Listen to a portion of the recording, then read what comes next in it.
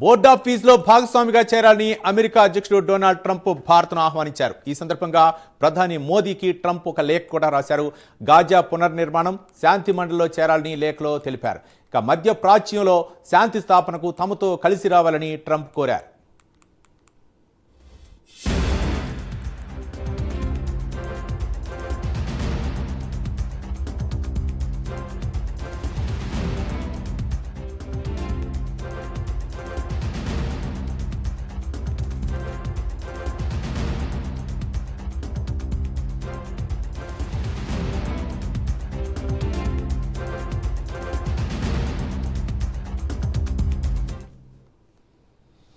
Board of piece లో భాగస్వామిగా చేరాలని అమెరికా అధ్యక్షుడు డొనాల్డ్ ట్రంప్ భారత్ను ఆహ్వానించారు. ఈ సందర్భంగా ప్రధాని నరేంద్ర మోదీకి ట్రంప్ ఒక లేఖ రాశారు.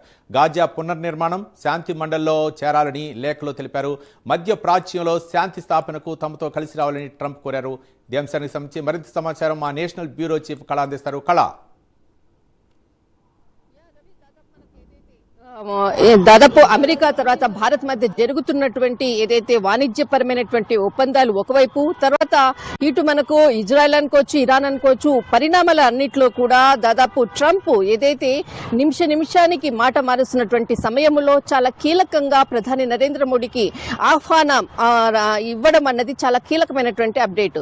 ఏదైతే దాదాపు 2025 అక్టోబర్లో ఏదైతే ఏర్పాటు చేసినటువంటి గాజా శాంతి ఒప్పందానికి సంబంధించినటువంటిది శాంతి బోర్డును ఏర్పాటు చేశాడు డొనాల్డ్ ట్రంప్. ఇందులో చాలా సభ్య దేశాలు కూడా ఉన్నాయి. ఇందులో రానున్నటువంటి సమావేశాలకు అంటే భారత ప్రధాని నరేంద్ర మోడీని ఆహ్వానిస్తూ ప్రత్యేకంగా లేఖ రాయడము ఇక్కడ చాలా కీలకమైనటువంటి అప్డేట్.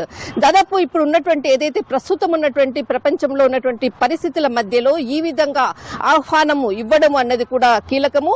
అంతేకాకుండా ఇక్కడ భారత ప్రధానికి లేఖను పంపారు డొనాల్డ్ ట్రంప్ అంటూ కూడా వైట్ హౌస్ పంపినటువంటి లేఖను ఇక్కడ భారత్ ఏదైతే అమెరికా రాయబారి కూడా సోషల్ మీడియాలో పంచుకుంటూ దీనిపై భారత ప్రభుత్వం ఏ విధంగా స్పందిస్తుంది అంటూ కూడా ఏదైతే అమెరికా రాయబారిగా ఉన్నటువంటి సెర్గియో గోర్ ఇక్కడ కీలకమైనటువంటి పోస్ట్ కూడా చేయడం జరిగింది.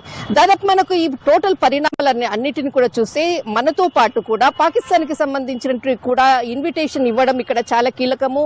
అక్కడ పాక్ ప్రధానమంత్రి షెహ్బాజ్ షరీఫ్ ని కూడా ఆహ్వానించాడు. ఈ టోటల్ దాదాపు 60 దేశాలకు ఆహ్వానము ఇచ్చినట్లు కూడా ఈ లేఖలో పేర్కొన్నారు. గాజా దాదాపు ఇజ్రాయెల్ హమాస్ కి సంబంధించినటువంటి శాంతి ఒప్పందంలో భారత్ కూడా భాగస్వామ్యం కావాలి, ఇది మా ఆహ్వానం అంటూ కూడా డొనాల్డ్ ట్రంప్ ప్రత్యేకంగా ప్రధాని నరేంద్ర మోడీకి లేఖ రాయడం ఇక్కడ చాలా కీలకం.